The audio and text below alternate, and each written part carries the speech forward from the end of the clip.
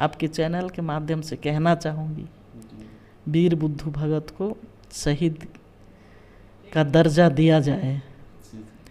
विशेषकर मैं कहूँगी, अगर धरती में आए हैं तो नशे में अपने जीवन को व्यर्थ नहीं गंवाना चाहिए। बनाया जा रहा है हम सच्चा आदिवासी, एक वीर योद्धा आदिवासी संस्कृति पे भाटापारा हूँ, बिलासपुर और रायपुर के बीच। एक्सीडेंट के रूप में आई हूँ राजनीति में मैं। एक्सीडेंटल है राजनीति में आना, वो मत पूछिए। मैं 8वीं पढ़ रही थी तब मेरी शादी हुई थी।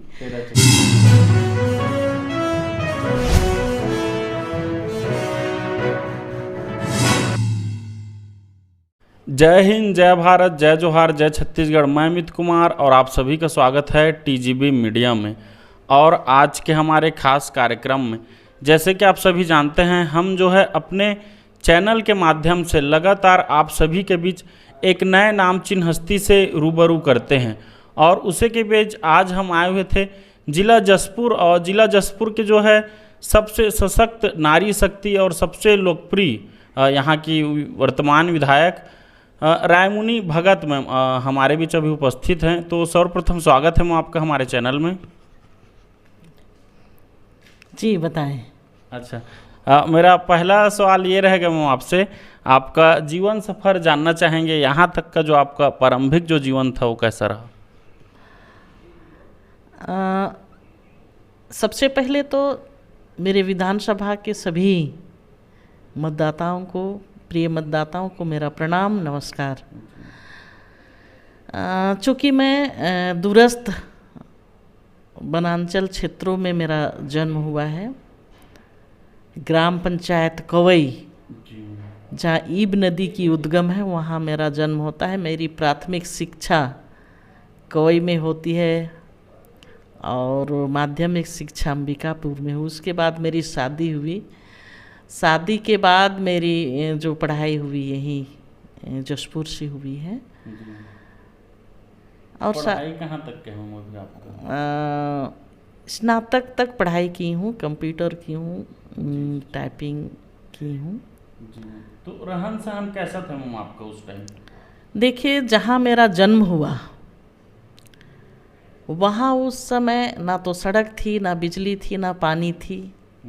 एक प्राथमिक शाला थी और हम लोग परीक्षा भी लिखने जाते थे तो बोर्ड का एग्ज़ाम देने जाते थे पंडरा पाठ, जो पहले 5वीं में भी था। हाँ, 5वीं बोर्ड था, पंडरा पाठ परीक्षा लिखते थे। उसके बाद माध्यमिक शिक्षा के लिए बाहर जाना हुआ। पहले चूँकि बहुत जल्दी विवाह हो जाती थी, माँ बाप, जशपुर मेरी शादी हुई। कितने साल में हो गए?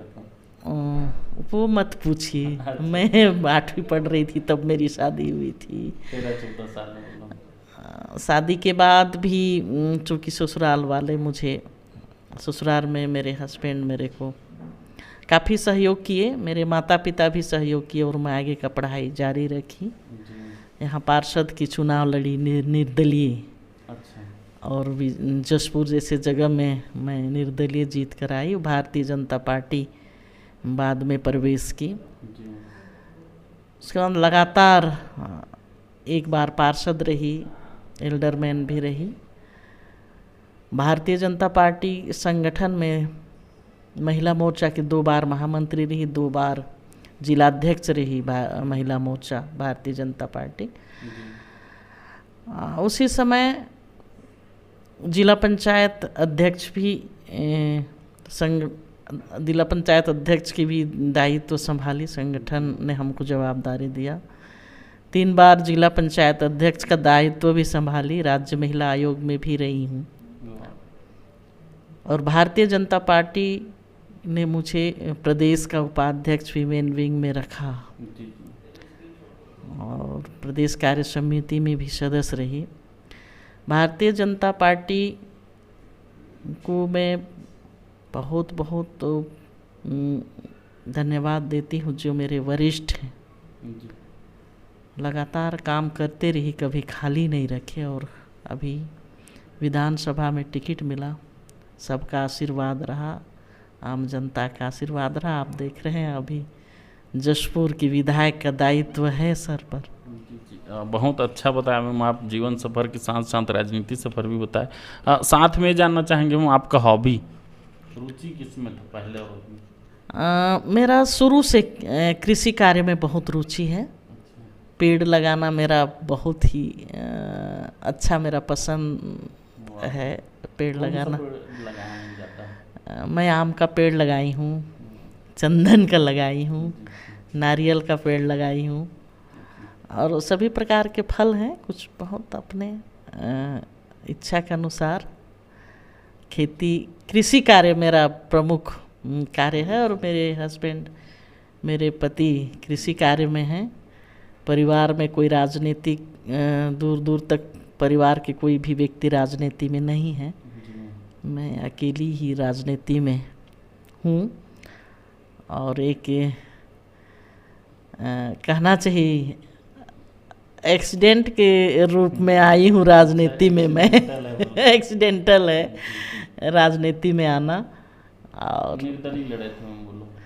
निर्दलीय लड़ी थी, और चूँकि उस समय मुझे जानकारी नहीं था, मैं 22 साल की उम्र में पार्षद की चुनाव लड़ी थी। काफ़ी हाँ, और मुझे राजनीति के बारे में कोई उतना जानकारी नहीं था, लेकिन भी चुनाव लड़ा दिए तो लड़ी। निर्दलीय, कांग्रेस का गढ़ माना जाता है, यहाँ बीजेपी का भी गढ़ माना जाता है, लेकिन चुनाव लड़ी और विजय हासिल की। वहीं से मेरा राजनीतिक जीवन शुरू होता है।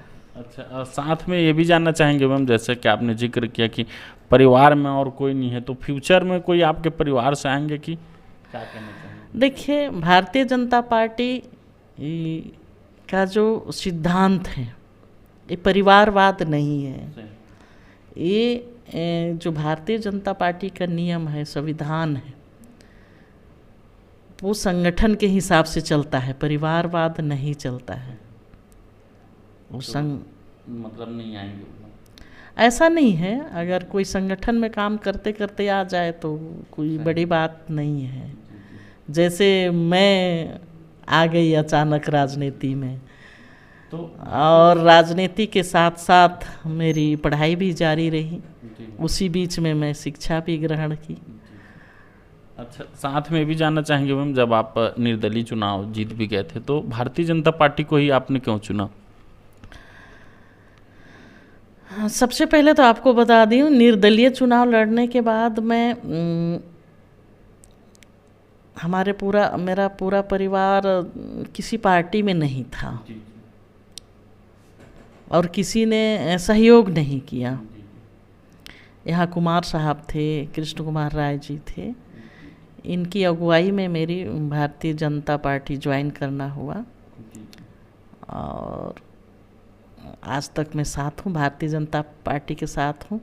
चूँकि भारतीय जनता पार्टी में जो भी वरिष्ठ नेता हैं, कार्यकर्ता हैं, वो भारतीय जनता पार्टी का काम केवल पार्टी चलाना नहीं होता है। इस पार्टी में राष्ट्र की एकता और अखंडता का बात होता है, देश की रक्षा और सुरक्षा का बात होता है। ऐसे पार्टी में रहना मेरा सौभाग्य है, मेरी नसीब है।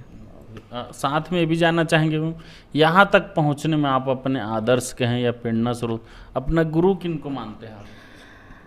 मैं तो शुरू से मेरा आदर्श और प्रेरणा अटल बिहारी वाजपेयी जी को मानी, और उन्हीं के पद चिन्हों में चलते आए हैं।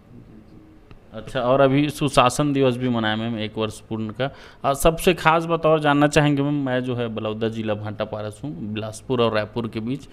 इधर काफ़ी ठंड है मैम, और साथ में आपसे संक्षिप्त में अगर जशपुर ज़िला के बारे में बतलाना चाहेंगे तो क्या कहना चाहेंगे? जशपुर ज़िला तो मैं नहीं कह सकती हूँ, पर मेरा विधानसभा है जशपुर विधानसभा।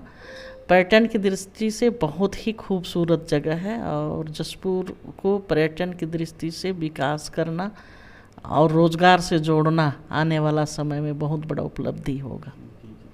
चलो, बात करके बहुत अच्छा लगा मैम। साथ ही ये भी जानना चाहेंगे मैम, आप एक नारी शक्ति हैं मैम, तो नारी उत्थान के लिए अभी आपकी सरकार के हैं या आपके द्वारा व्यक्तिगत कौन से कार्य किए जाएंगे आगामी? नारी उत्थान के लिए भारतीय जनता पार्टी की सरकार, विष्णुदेव साय जी की सरकार नारी उत्थान के लिए कटिबद्ध है, वचनबद्ध है, जिसका परिणाम आप दे रहे हैं कि प्रत्येक माह हर एक विवाहित महिला को 1000 रुपया, ये नारी सशक्तिकरण का सबसे बड़ा उदाहरण है। अच्छा, साथ में भी जानना चाहेंगे विकास कार्य में अभी कौन कौन से किए गए हैं और आगामी कौन कौन से? देखिए, छत्तीसगढ़ में जशपुर के माटी पुत्र यशस्वी विष्णुदेव साय जी की सरकार है, और अभी वर्तमान में डबल इंजन की सरकार है। यशस्वी प्रधानमंत्री नरेंद्र मोदी और यशस्वी विष्णु साय जी के नेतृत्व में जशपुर का और पूरे भारत का जिस तेज़ी से विकास होगा, लोग कल्पना नहीं कर सकते हैं। यशस्वी प्रधानमंत्री जी का जो सोच है आदिवासियों के लिए, वो धरातल पर चमत्कार की तरह दिख रहे हैं।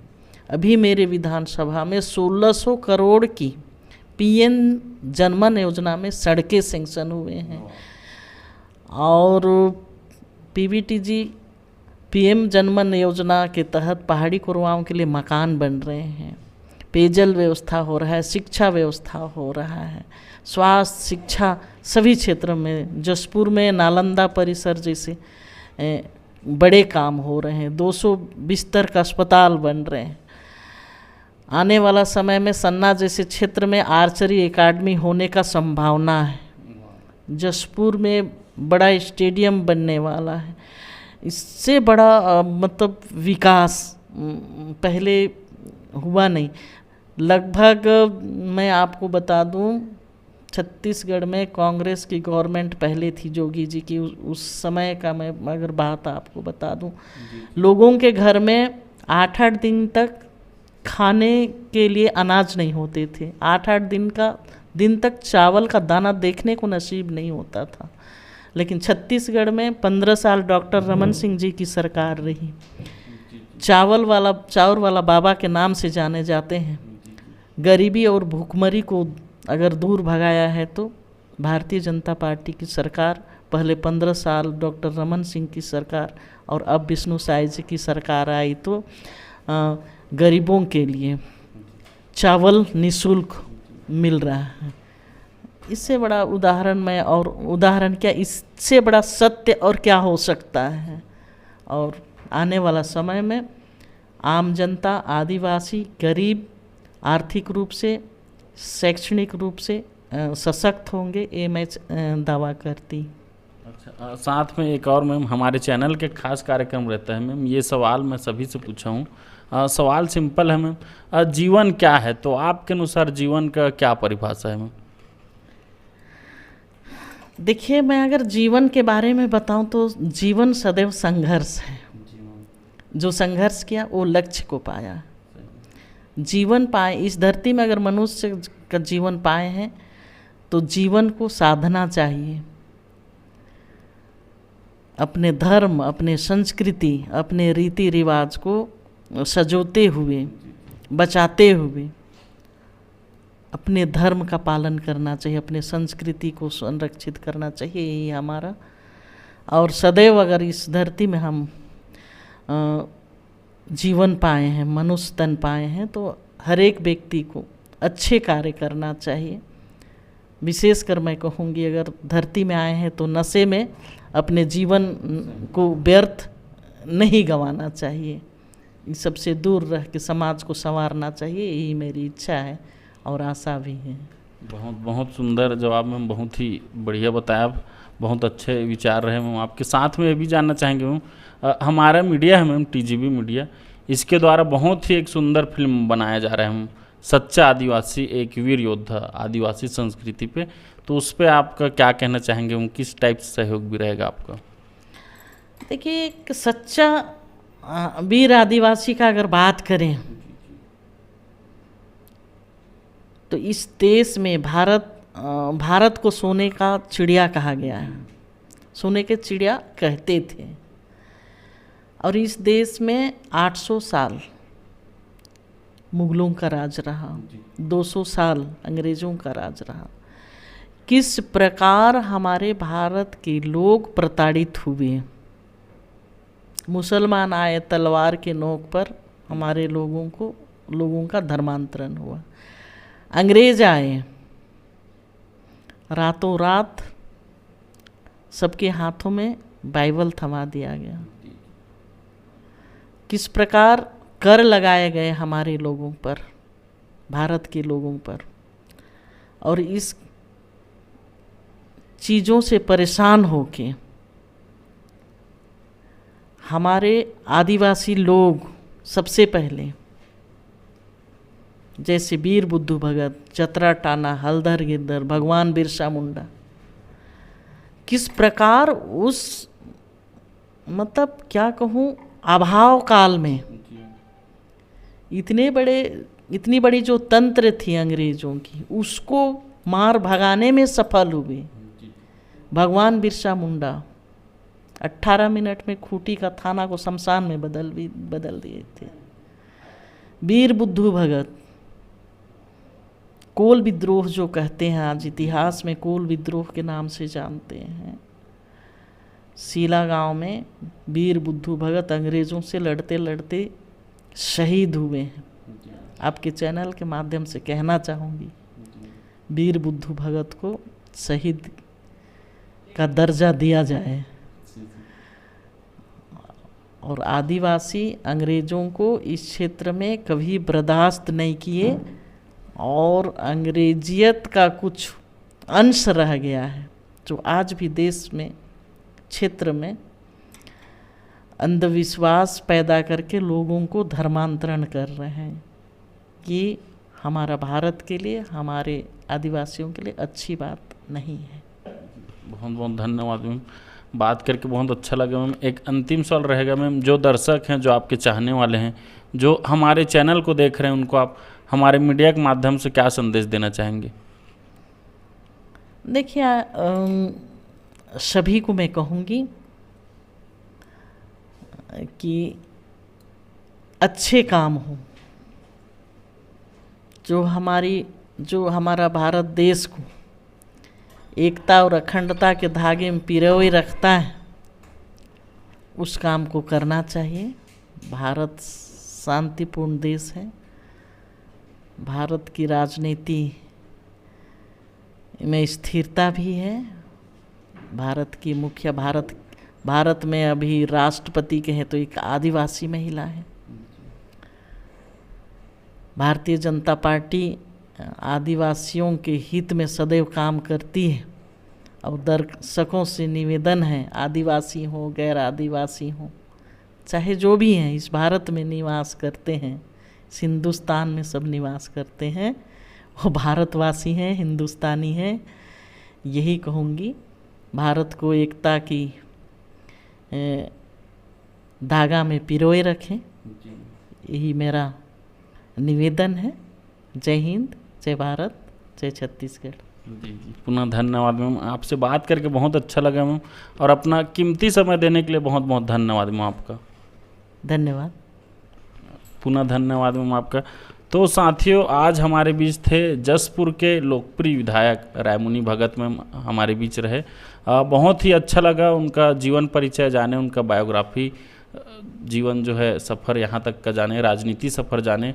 उम्मीद है ये इंटरव्यू जो है आप सभी को काफ़ी पसंद आया होगा। मिलते हैं एक और ऐसे ही नामचीन हस्ती के साथ, तब तक बने रहें TGB मीडिया में। मैं अमित कुमार, धन्यवाद।